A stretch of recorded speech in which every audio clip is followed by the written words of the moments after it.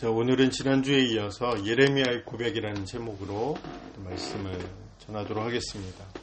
우리가 지난주에 우리가 말씀을 나누면서 이야기했던 것처럼 예레미야서에서는 이제 예레미야의 고백이 등장하는데 그 중에 첫 번째 고백은 우리가 지난주에 한번 살펴보았고, 오늘은 두 번째 고백을 중심으로 함께 말씀을 살펴보도록 하겠습니다. 두 번째로 살펴볼 예레미야의 고백은 우리가 함께 읽었던 것처럼 예레미야서 15장 10절에서 21절에 기록되어 있습니다. 그 중에 우리가 오늘 본문으로 16절에서 19절의 말씀을 읽었고요.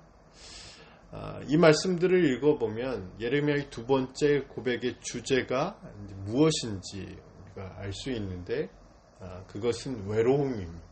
외로움. 저는 예레미야의 두 번째 고백 속에서 현재 우리가 경험하고 있는 외로움에 대해서 생각해 볼 수 있습니다. 여러분은 외로우신가요? 네. 나는 아닌데. 자, 그렇다면 우리의 외로움은 어디에서부터 출발하고 있습니까? 또 그리고 그 외로움을 해소하기 위해서 또 우리가 사용하고 있는 방법들은 무엇인지 한번 좀 생각해 볼 수 있을 것 같습니다. 우리는 보통 개인적인 감정이 충족되지 못했을 때, 그리고 사람들과의 교제가 만족스럽지 못했을 때 우리는 외롭다고 느끼게 됩니다. 맞는 얘기죠. 그런데 우리가 잊고 있는 것이 있는데, 그것은 사람의 외로움이 그것만으로는 설명이 안 된다는 겁니다. 왜냐하면 개인적인 감정이 충족돼도 또 사람들과의 교제가 만족스러워도 사람은 외롭다고 느끼기 때문에 그렇습니다. 그것을 보통 철학적인 용어라고 할 수는 없지만 실존적인 외로움이라고 부릅니다. 기독교 심리학자인 앨리스는 외로움에는 정서적인 것, 사회적인 것, 실존적인 것이 있다고 말했습니다. 정서적인 외로움은 우리의 감정 상태에서 오는 것이고, 또 사회적인 외로움은 이웃과의 교제가 사라질 때 생기는 것이고, 또 실존적인 외로움은 하나님과의 바른 관계가 맺어지지 않기 때문에 생기는 외로움이라고 정의했습니다. 이 중에 우리가 좀 생각해 볼 것은, 이 실존적인 외로움은 인간이 가진 외로움의 원천이라는 겁니다. 즉, 다시 말해서 하나님과의 바른 관계가 맺어지지 않으면 개인적인 감정이 충족되거나 대인관계가 좋아진다 하더라도 인간은 늘 외로움을 느끼고, 더 나아가 그 외로움에서 벗어날 수 없는 자신의 모습을 발견한다는 의미입니다. 그래서 이 외로움을 극복하기 위해서 해야 하는 일은, 요즘 책들을 보면 자신의 마음에 집중하고 또 자신의 감정에 집중하라는 그런 책들도 많이 있지만, 사실은 이 외로움을 극복하기 위해서는 자신의 감정에 더 집중하는 것은 아니라는 겁니다. 자신의 감정을 이해하고 다스리기 위해서 많은 책, 또 많은 훈련이 도움이 되는 것은 사실이죠. 그러나 그것이 근본적인 해결책이 될 수 없다는 것을 우리는 너무나 잘 알고 있을 것 같아요. 그렇다면 사람들 관계에 더 매진하는 것은 어떻겠습니까? 그것이 우리의 외로움을 극복할 수 있는 방법이 될 수 있을까요? 물론 사람들과의 관계가 건강하게 관리하게 되고 유지되는 것도 필요한 것 중에 하나입니다. 그러나 그것도 결국은 우리의 근본적인 외로움을 극복하게 만들 수는 없습니다. 왜냐하면 사람은 언젠가는 반드시 자신이 홀로 있음을 깨닫게 되기 때문에 그렇습니다. 그것은 자신이 원하든 원하지 않든 모든 관계의 끈이 느슨해지거나 관계의 끈이 하나하나씩 점점 끊어지는 상황이 오기 때문에 그렇습니다. 그렇다면 우리는 우리의 외로움을 극복하기 위한 가장 근본적인 방법들에 대해서 생각해 볼 필요가 있습니다. 성경은 우리의 외로움을 개선하기 위해서, 극복하기 위해서, 피하기 위해서, 해결하기 위해서 하나님과의 관계를 생각하라고 그렇게 말하고 있습니다. 그리고 하나님과의 바른 관계를 맺기 위해 노력하라고 그렇게 말씀하고 있습니다. 그리고 그 노력의 한 방편으로 예레미야처럼 하나님 앞에서 자신의 감정을 고백하는 것이 필요하다, 라고 말하고 있습니다. 예레미야처럼 하나님 앞에서 고백함으로써 자신의 감정의 실체를 낱낱이 회부하는 것이 필요하다라고 말하고 있습니다. 어거스틴의 고백록, 참회록을 연구한 학자들 중에 어떤 학자들은 어거스틴이 자신의 고백을 통해서 자신의 내적인 상태를 탐구하고 고백을 통해서 자신의 삶의 사건들을 새롭게 보게 만들고 고백을 통해서 영적인 성장을 이루었다라고 평가하고 있습니다. 그래서 어거스틴을 연구한 오도넬은 이런 이야기를 했습니다. 고백록을 서술한 어거스틴은 젊은 시절의 자신과도 다르지만 고백을 하기 전에 어거스틴과도 다르다라고 말했습니다. 무슨 말일까요? 그러니까 하나님 앞에서의 고백이 독백이 아니라는 이야기입니다. 그러니까 우리의 외로움을 극복하기 위해서 하나님 앞에서 고백하는 거에 대해서 지금 이야기를 하고 있는데 이것이 단순히 우리의 독백으로 끝나는 것은 아니고 또 우리의 신세 한탄으로 끝나지 않는다는 이야기죠. 하나님 앞에서의 고백이 마음에 품은 불평을 말하는 푸념으로만 끝나지 않고 넋두리로 끝나지 않는다는 얘기입니다. 우리가 하나님 앞에 고백할 때 하나님은 우리 자신의 상태를 파악할 수 있는 영적인 눈을 허락하신다는 이야기입니다. 어거스틴은 자신의 이 고백록을 통해서 자신의 실체를 그리고 자신의 사건들의 실체를 그리고 그 사건들을 통해서 하나님이 자신을 성장시키고 성숙하게 만드셨다는 사실들을 본인도 경험하게 되었고 사람들도 어거스틴을 평가할 때 고백하기 전과 고백한 후에 어거스틴이 다르다라고 그렇게 말하고 있는 것처럼 우리의 고백 역시도 우리의 외로움을 극복하기 위해서 반드시 필요한 과정이라고 우리는 말할 수 있습니다. 하나님은 우리가 고백할 때 영적인 눈을 허락하시죠. 우리의 실체를 볼 수 있는. 또 하나님께서는 우리에게 영적인 통찰력을 허락하십니다. 현재 우리의 상황을 이해할 수 있는. 현재 우리의 삶의 사건들을 새롭게 볼 수 있는 그런 영적인 통찰력을 우리에게 허락하십니다.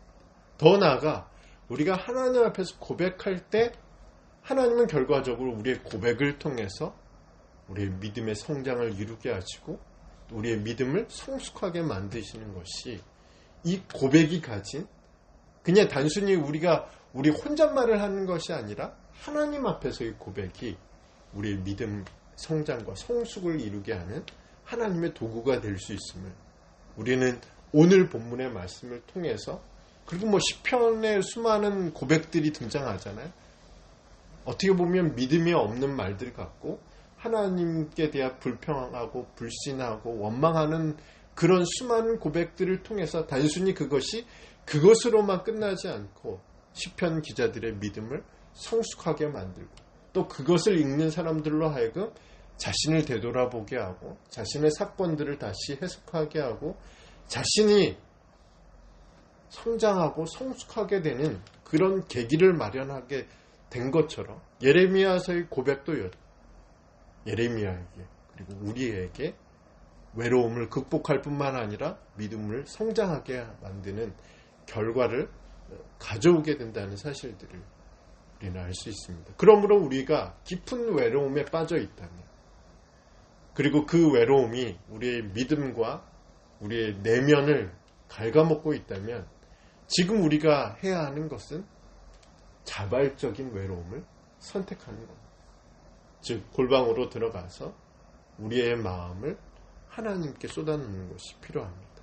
자, 오늘 본문 말씀으로 다시 돌아오면 예레미야의 두 번째 고백은 10절에서 예레미야의 탄식이 기록되어 있고 11절과 14절 11절에서부터 14절의 말씀에서 예레미야의 탄식에 대한 하나님의 응답이 기록되어 있고 또 15절에서 18절까지 예레미야의 또 다른 탄식이 기록되어 있고 그리고 19절에서 21절의 말씀까지 하나님이 응답하시는 이런 구조로 되어 있습니다. 이런 구조는 예레미야가 가진 고독, 그리고 예레미야가 가진 외로움에 대한 상황을 부각시키는 역할을 할 뿐만 아니라 그 고백에 대한 하나님의 응답이 결과적으로 예레미야의 삶을 어떻게 바꾸어 놓을지도 가능하게 만드는, 예상하게 만드는 그런 구조를 가지고 있음을 알 수 있습니다. 우리가 먼저 10절에서 14절의 말씀을 보면 예레미야는 자신이 태어난 것을 저주하고 있습니다. 그 이유는 사람들이 자신에 대해서 적대감을 가지고 있고 자신을 미워하기 때문에 그렇습니다.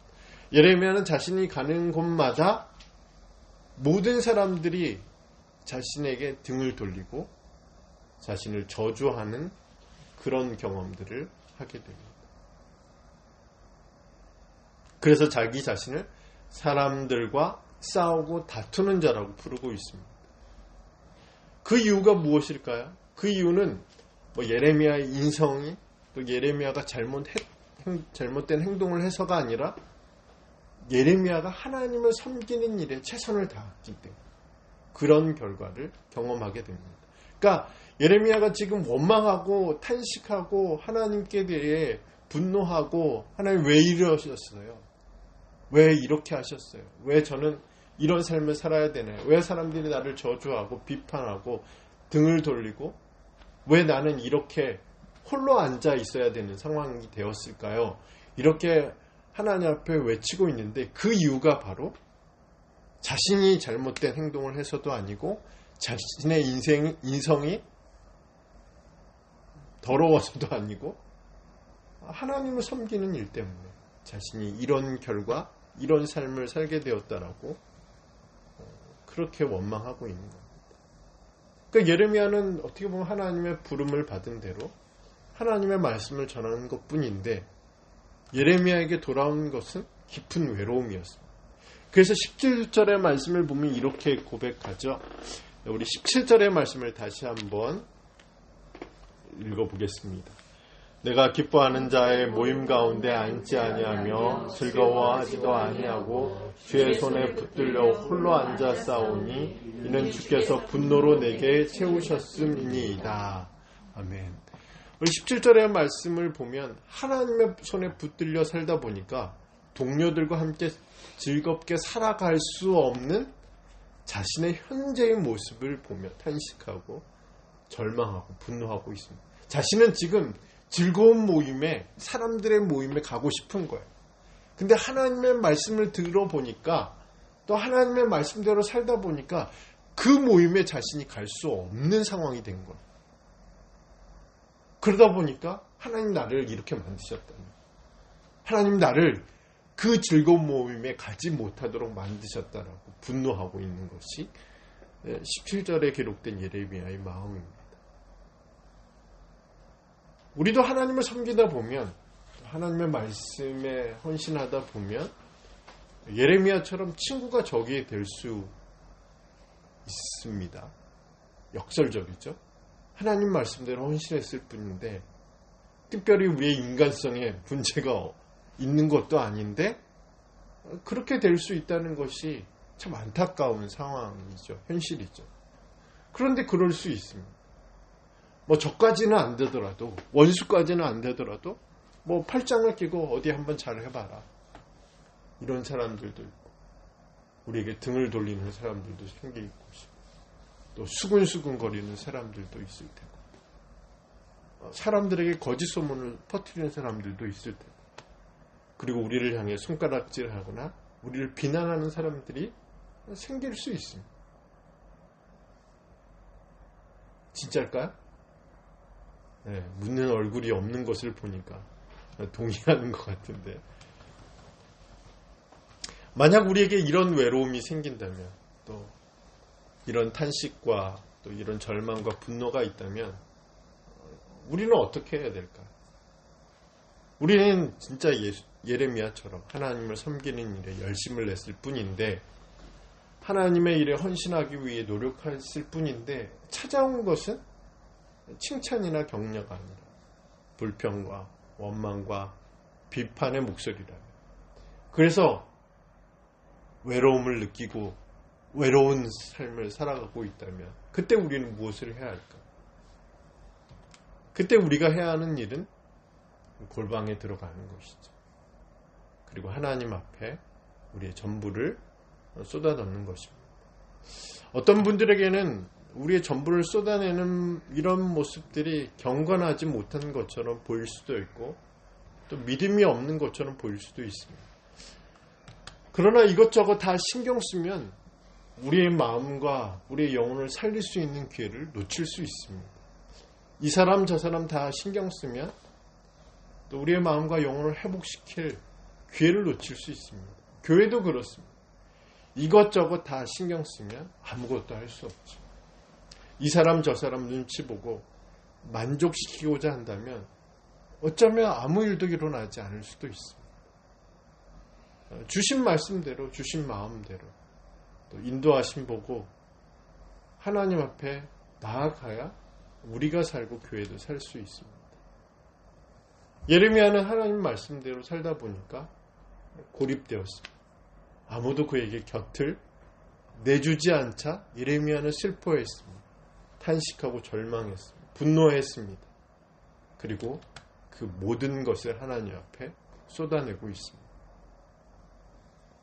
그 모든 것을 알고 계신 하나님이 그리고 그 모든 것을 듣고 계신 하나님은 어떻게 응답하셨을까요?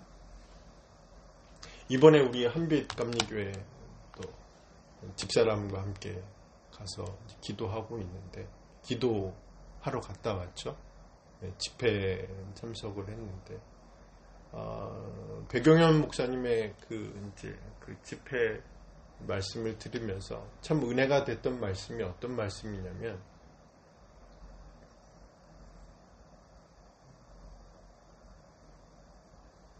하나님이 우리를 기도하게 하신다는 거죠. 그러니까 우리가 우리 스스로 기도하자 해서 기도하는 것보다 하나님이 우리를 기도하도록 시키신다는 겁니다. 기도하도록 시키신다는 것은 하나님이 응답을 준비해 놓으시고 그 응답을 일단 놓고 우리로 하여금 그 응답을 위해서 기도하도록 시키시는 것이 우리가 가져야 할 기도에 대한 올바른 생각이라고 그렇게 말씀하시는 부분들이 생각이 났습니다. 좀 은혜가 됐죠. 그러니까 우리가 스스로 생각해서 우리가 이런 부분에 기도해야지 우리 스스로 이런 마음을 갖고 기도하는 것이 아니라 하나님이 우리에게 그것을 응답하실 내용들을 미리 갖고 계시면서 그것을 위해 기도하도록 우리를 인도하시고 그것을 위해서 부르짖도록 우리를 기도하도록 하신다는 그 말씀들이 은혜가 되고 또 감사한 내용이었습니다.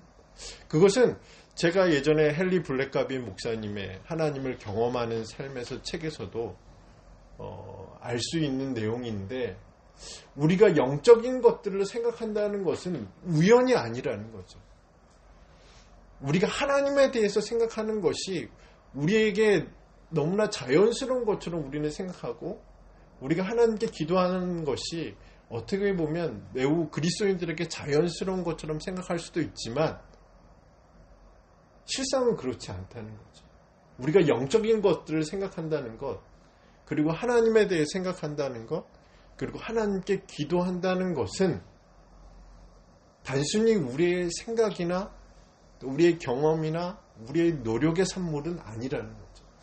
하나님의 말씀, 예수님의 말씀 속에서 우리가 좋은 땅의 비유에 대해서 우리 알고 있잖아요. 말씀이 씨가 뿌려지면 어떤 씨는 돌짝밭에, 어떤 씨는 가시덤불, 어떤 씨는 이렇게 해서 어떤 씨는 옥토에 뿌려지고. 근데 이 옥토를 제어하고 다른 씨앗들은 다 죽었어요. 그러니까 다 뺏어간다는 거죠. 우리가 영적인 것들을 생각한다는 것이 우연이 아니라는 것을 이야기하는 거죠. 우리가 기도하는 것도 마찬가지로 오늘 우리가 이 메시지를 듣는 것도 우리가 이 예배에 참석하는 것도 우연이 아니라는 거죠. 그러니까 나는 습관적으로 오고 습관적으로 생각하고 경험적으로 우리가 주일날 계속 예배를 드려왔으니까 이런 개념 자체가 아니라 영적인 것 그리고 하나님을 찾는 것, 기도하는 것, 또 그리고 그 기도에 하나님이 응답하실 것이라는 믿음이 있고, 그것이 작은 믿음인지 큰 믿음이 상관없이 그것이 우리 마음에 주어진 것은 우연이 아니에요. 하나님이 우리에게 그 마음을 갖게 하시고, 그 말씀을 떠올리게 하시고, 그 말씀을 믿어지게 하시고, 그 말씀에 대한 신락 같은 믿음을 갖게 하시는 것도 하나님이시라는 거예요. 예레미야의 탄식도 마찬가지로 그렇죠. 예레미야는 이 외로움을 다른 곳에서 풀 수도 있었겠죠. 다른 장소를 찾을 수도 있겠죠. 다른 대상을 찾을 수도 있겠지만, 예레미야는 하나님 앞에 나옵니다. 그리고 그 모든 것을 알고 계시고 그 모든 것을 듣고 계신 하나님 앞에 탄식하고 기도하고 있습니다. 그러니까 우리의 탄식과 우리의 기도는 응답을 전제로 한다는 거죠. 그러니까 하나님이 놀라시는 분은 아니시라는 거죠. 오, 기특해. 야, 나도 생각하지 못한 것을 네가 기도하는구나 라고 생각하지 않으십니다. 그러니까 예레미야의 탄식과 고백 역시도 이런 관점에서 본다면 하나님은 응답을 준비해 놓으시고 그 응답에 대한 관심을 예레미야에게 주시고, 예레미야로 하여금 하나님 앞에 나와 그것을 가지고 기도하게 하신다는 겁니다. 자, 하나님은 예레미야에게 어떻게 응답하셨죠? 19절의 말씀 기록되어 있습니다. 우리 19절의 말씀을 한번 같이 읽어보겠습니다. 시작. 여호와께서 이와 같이 말씀하시되 내가 만일 돌아오면 내가 너를 다시 이끌어 내 앞에 세울 것이며 내가 만일 헛된 것을 버리고 귀한 것을 말한다면 너는 나의 입이 될 것이라. 그들은 내게로 돌아오려니와 너는 그들에게로 돌아가지 말지니라. 아멘. 자, 19절의 말씀을 히브리어로 보면 슈브라는 히브리어 동사가 4번이나 반복되어 있습니다. 이 슈브는 히브리어로 회개하라, 돌아오라는 의미입니다. 그러니까 하나님은 자신의 외로움을 호소하는 예레미야에게 응답하셨는데, 하나님은 회개하고 돌아오라는 말씀으로 예레미야에게 응답하시고 있다는 사실입니다. 언뜻 보기에 또 우리가 생각하기에 하나님의 응답이 이해가 되지 않을 수 있습니다. 하지만 오늘 19절 말씀을 보면 하나님은 위로의 메시지를 주시기 전에, 또 다른 약속을 주시기 전에, 확신을 심어주시기 전에, 하나님이 구원의 약속을 주시기 전에 먼저 예레미야에게 하신 말씀이 회개하라, 그리고 돌아오라 라고 말씀하고 있습니다. 어디서부터, 그리고 무엇을 회개하고 돌아오라고 말씀하시는 것일까요? 19절의 말씀을 자세히 살펴보면 헛된 것에 붙잡혀서 귀한 것을 버리려는 그 마음을 회개하라는 겁니다. 우리는 먼저 외로움을 느끼는 감정을 하나님이 회개하라고 말씀하신 것이 아니라는 사실, 그리고 그 외로움을 고백하는 것을 하나님이 회개하라고 말씀하시지 않는다는 사실을 미리 알고 있어야겠죠. 하나님은 그것을 회개하라고 말씀하시는 것이 아니라 헛된 것, 그러니까 그 외로움을 주는 것, 지금 예레미야의 마음 속에 예레미야의 마음, 또 예레미야를 사로잡고 있는 그 헛된 것에 대해서 말씀하고 있는 거죠. 그 헛된 것을 버려야 귀한 것을 붙잡을 수 있다는 것을 하나님 예레미야에게 말씀하시고 그 헛된 것으로부터 회개하라고 말씀하고 있습니다. 그러면 헛된 것은 무엇이죠? 오늘 본문의 말씀을 보면 헛된 것과 귀한 것이 나왔는데, 헛된 것은 귀한 것의 반대를 의미하죠. 그러면 귀한 것을 알면 귀한 것의 반대가 되는 헛된 것을 알 수가 있죠. 귀한 것이 무엇이냐면 17절에 등장하는 말한다면 나의 입이 될 것이라는 이 기록, 그 의미를 살펴보면 귀한 것은 하나님의 말씀을 뜻합니다. 귀한 것이 하나님의 말씀이라면 헛된 것은 하나님의 말씀을 부정하게 만드는 것, 불신하게 만드는 것, 반대하는 모든 것이 바로 헛된 것이라고 말할 수 있습니다. 그러므로 하나님은 자신의 외로움을 호소하며 하나님께 불평하게 만드는 것, 하나님의 부르심과 사명을 가치 없는 것을 여기게 만드는 것, 하나님의 말씀을 신뢰하거나 선포하는 것을 반대하는 것, 사람들에게 돌아가고 싶지만 가지 못하는 그 절망감과 좌절감으로부터 회개하고 돌이키라고 말씀하고 있는 것이 19절의 말씀입니다. 우리는 오늘 본문 속에서 자신의 외로움에 대한 고백, 탄식에 대한 하나님의 응답이 히브리어 단어로 슈브라는 사실의 놀라움을 표현할 수 있습니다.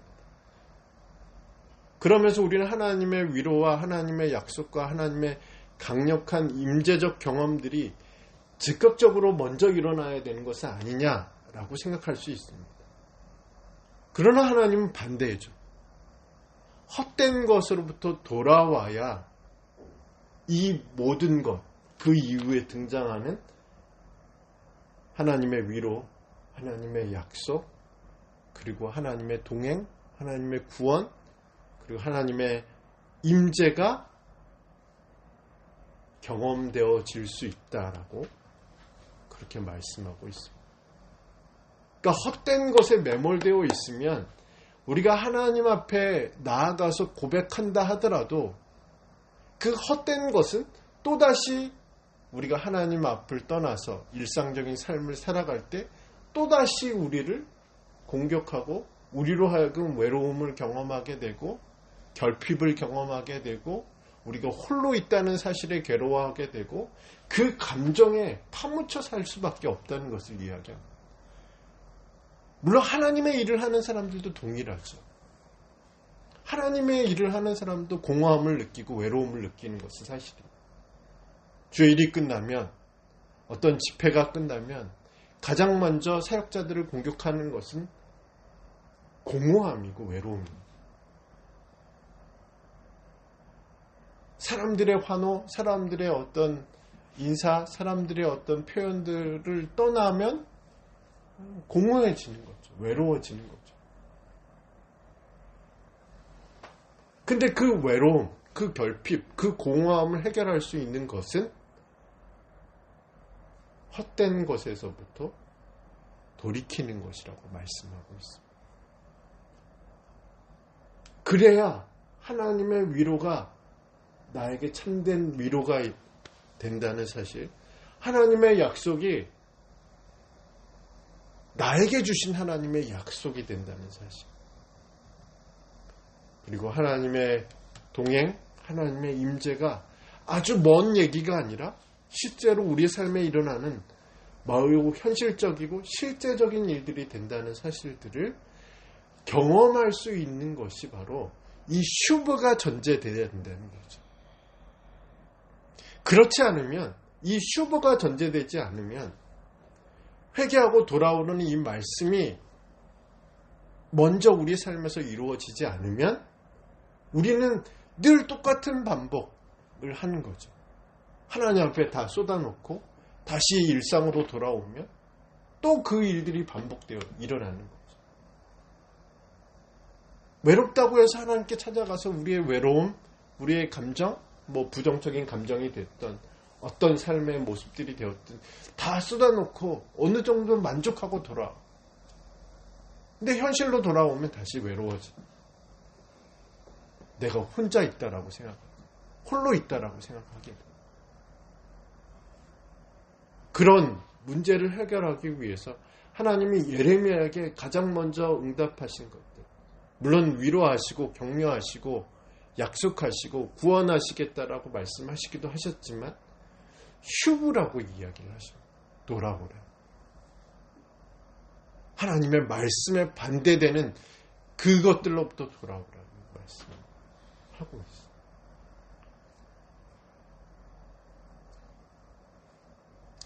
이런 하나님의 응답이, 하나님의 반응이 우리에게 놀라울 수 있습니다. 하나님께 고백하면 하나님께 기도하면 다 해결될 줄 알았는데 그것이 아니구나 라는 사실에 실망할 수 있습니다. 그러나 하나님 앞에서의 고백이 우리에게 어떤 결과를 가져오게 되는지를 다시 한번 생각해 본다면, 그리고 우리의 고백이 단순히 독백으로 끝나지 않고 신세한탄으로 끝나지 않고 넋두리나 푸념으로 끝나지 않는 것을 우리가 기억해 본다면, 하나님은 또한 하나님이 우리의 고백에, 우리 탄식에, 그리고 우리의 기도에 응답하시는 하나님이심을 믿는다면, 이런 과정, 슈브를 전제로 한 하나님의 위로, 슈브를 전제로 한 하나님의 약속, 슈브를 전제로 한 하나님의 동행과 구원에 대한 이 약속들이 단순히 먼 얘기가 아니라 실제적인, 그리고 우리의 삶에서 경험되어질 수 있는 일들임을 우리가 기억한다면, 하나님의 이 응답이 우리에게 감사가 되고 또 우리에게 소망이 될 줄 믿습니다. 말씀을 맺겠습니다. 우리 마태복음 8장을 보면 한 서기관이 예수님께로 와서 예수님이 가시는 곳이면 어디든지 따라가겠다라고 고백했습니다. 그때 예수님이 하셨던 말씀이 어떤 말씀인지 기억하시죠? 인자는 머리 둘 곳조차 없다. 여우도 굴이 있고 새도 둥지가 있는데 자신은 머리 둘 곳조차 없다라고 말씀하셨습니다. 우리는 이 예수님의 이 말씀 속에서 예수님을 따르고자 하는 제자들에게 가장 먼저 찾아오는 것이 외로움이라는 사실, 그리고 세상 어느 곳에서도, 세상 어떤 사람에게도 안식할 수 없는 삶이 예수님을 따르는 삶이라는 것들을 기억할 필요가 있습니다. 그리고 그 외로움을 해결하는 방법은 세상에서 구할 수 없는 방법이라는 사실들을 알 수 있습니다. 그 외로움 어떻게 해결할 수 있을까요? 그 안식할 수 없는 삶을 지탱해 주는 방법은 무엇일까요? 예수님은 어떻게 하셨죠? 예수님은 새벽 미명에 한적한 곳으로 가셨습니다. 그러니까 사람을 찾아다니시는 게 아니라 오히려